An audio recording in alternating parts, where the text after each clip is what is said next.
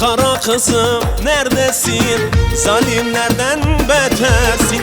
Gel göreyim yüzünü, imanım tazelensin. Kara kızım neredesin? Zalimlerden betersin. Gel göreyim yüzünü, imanım tazelensin.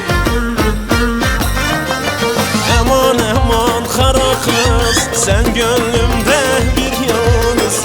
Gidişatın hoş değil, olursan dilde sakız. Aman aman kara kız, sen gönlümde bir yıldız. Gidişatın hoş değil, olursan dilde sakız.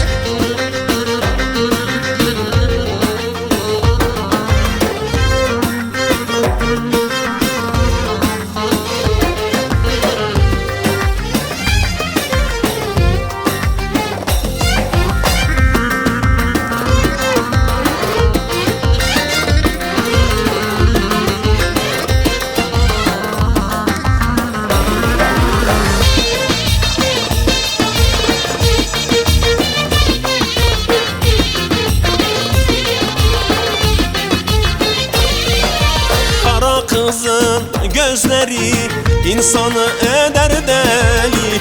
Onun gibi yar seven Allah'a şükür etmeli. Kara kızın gözleri insanı eder deli. Onun gibi yar seven Allah'a şükür etmeli. Aman aman kara kız, sen gönlümde bir yalnız.